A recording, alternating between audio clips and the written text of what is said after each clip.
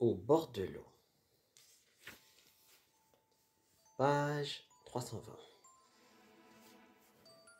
Chapitre 12. Partie 75.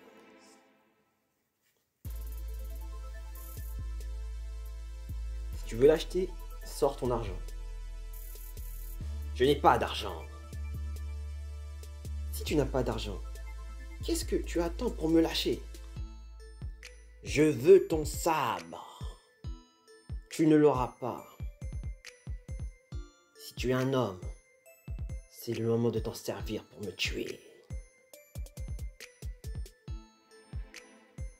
Alors, la colère gagna Yangzi, qui, d'une bourrade, envoya par terre le tigre pelé.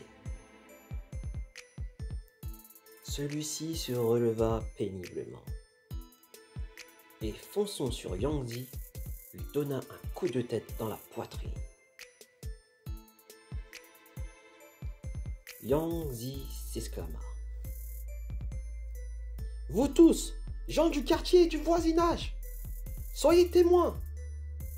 Nous, Yangzi, étions là tranquillement à vendre ce sabre par manque d'argent, quand ce faquin a voulu nous prendre de force, et qui plus est, nous a frappés. »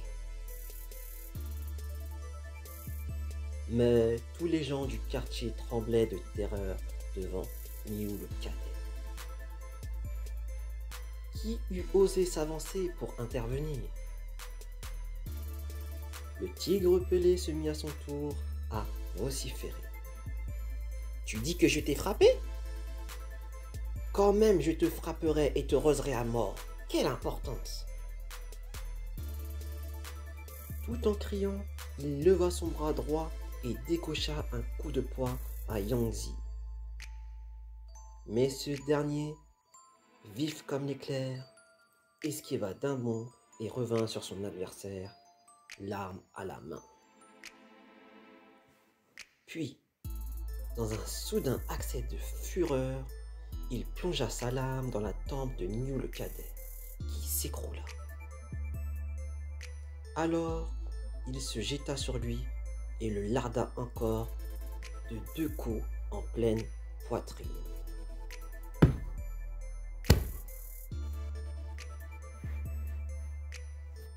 Il laissa sur le terrain le cadavre de Niou le cadet, baignant dans une flaque de sang. Yangzi s'écria.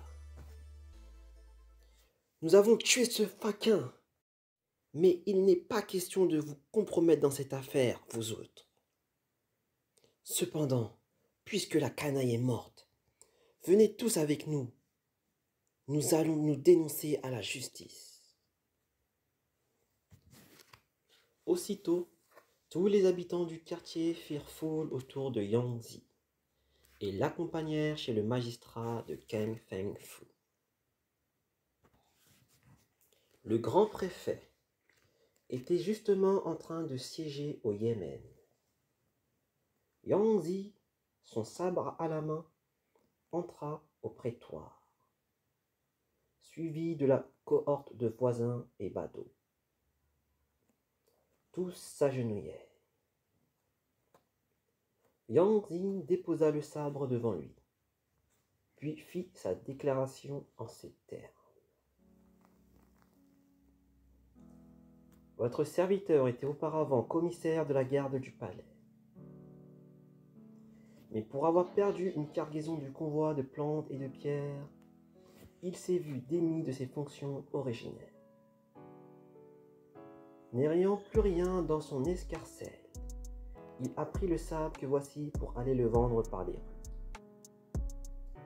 Quand, inopinément, ce faquin, ce gueux de Niou le cadet est venu le prendre de vive force à votre serviteur. Sans parler des coups de poing dont il m'a dopé. Voilà pourquoi, dans un accès de colère, votre serviteur l'a tué. Tous les gens du quartier et du voisinage sont là pour témoigner de la véracité de ces dires. Toute la foule fit courut et plaida en sa faveur. Le grand préfet conclut. Puisque tu es venu spontanément te dénoncer, tu t'es épargné la bastonnade préliminaire. Note. Selon la coutume judiciaire chinoise, aucune sentence ne pouvait être prononcée tant que le prévenu ou l'inculpé n'avait pas fait d'aveu.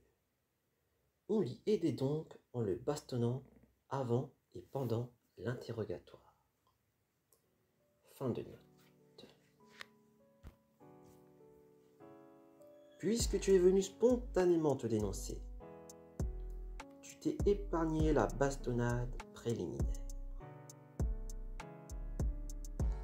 Il fit apporter une grande canque qu'on passa au cou du coupable. Puis manda 2 exceptes qui, en compagnie du questiteur chargé de l'examen des cadavres, emmenèrent Yang Zi et toute la foule des témoins sur les lieux du crime, près du pont de la Voie lactée. Ils devaient faire sur place leur expertise et rédiger le procès-verbal. Tous les voisins firent leur déposition et furent relâchés contre garantie. Le tribunal prit des mesures séance tenantes et fit jeter Yang Zi dans le cachot des condamnés à mort. Dans la prison, les geôliers, porte-clés et lieutenants, apprenant que Yang Zi avait trucidé le tigre Pélé, Niu le cadet, lui marquèrent la compassion due à un brave homme. Loin de venir lui extorquer de l'argent, ils furent aux petits soins pour lui. Quant à tous ceux qui habitaient aux abords du pont de la Voie lactée, débarrassés qu'ils étaient grâce à Yang Zi d'une calamité publique, ils firent une collecte et se cotisèrent pour réunir un petit pécule à son intention. Ils firent porter de la nourriture aux prisonniers et ils distribuèrent des pourboires au personnel de tout grade de la prison. Le sénéchal, assistant du préfet, considérant foncièrement Yang Zi comme un brave, lui sachant gré d'avoir mis fin à un fléau des rues de la capitale, et voyant enfin qu'il n'y avait nul plaignant en faveur de Niu le cadet, fit un rapport extrêmement atténué.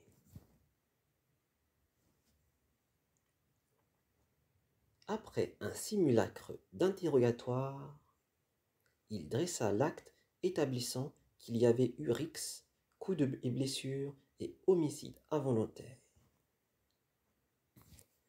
À l'expiration du délai des 60 jours, le sénéchal transmit son rapport au grand préfet.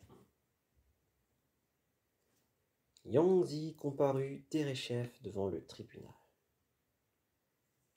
On lui ôta sa canque, lui administra 20 coups de bâton et convoqua le tatoueur qui le marqua à la face des cachets dorés. Puis, Yang Zi, exilé dans la préfecture de Daming, la capitale du Nord, fut mis au service de la cargaison des marches locales. Son sabre précieux fut confisqué au profit du trésor public. Ensuite, un mandat fut rédigé donnant à 2 gendarmes mission d'emmener Yang Zi à destination. Comme de bien entendu, ce furent Zhang le dragon et Zhao le tigre. Ils lui clouèrent autour du cou une canque à feuilles de fer pesant 7 livres et demi et reçurent l'ordre de l'emmener sous bonne garde. Note. Zhang le dragon et Zhao le tigre, surnoms martiaux attribué aux gendarmes porteurs de triques, qui, depuis des siècles, vont par deux. Dragon et tigre vont ensemble, correspondant respectivement à l'eau et au feu, c'est-à-dire au noir et au rouge. La couleur précisément des gourdins des Maheurtres. Fin de note.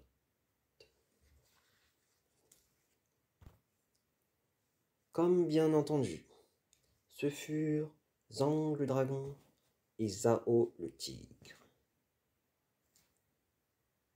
Ils lui clouèrent autour du cou une canque à feuilles de fer pesant 7 livres et demi et reçurent l'ordre de l'emmener sous bonne garde. Aux abords du pont de la Voie lactée, plusieurs riches particuliers qui avaient fait une collecte pour Yangzi attendirent son passage et l'invitèrent alors avec ses 2 gardes à un petit banquet dans une auberge voisine. Ils gratifièrent les gendarmes de quelques tasses d'argent en disant : « N'oubliez pas que Yangzi est un brave, qui a débarrassé la population d'une calamité. Maintenant que vous vous mettez en route pour la capitale du Nord, veuillez, messire, prendre soin de lui et veiller à ce qu'il ne manque de rien pendant le trajet. » Les 2 gendarmes répondirent : « Nous savons tous 2 fort bien qu'il s'agit d'un brave. Vos recommandations sont superflues et vous pouvez être tranquille. » Yang Zing remercia tout le monde. Tout l'argent qui restait lui fut donné comme viatique.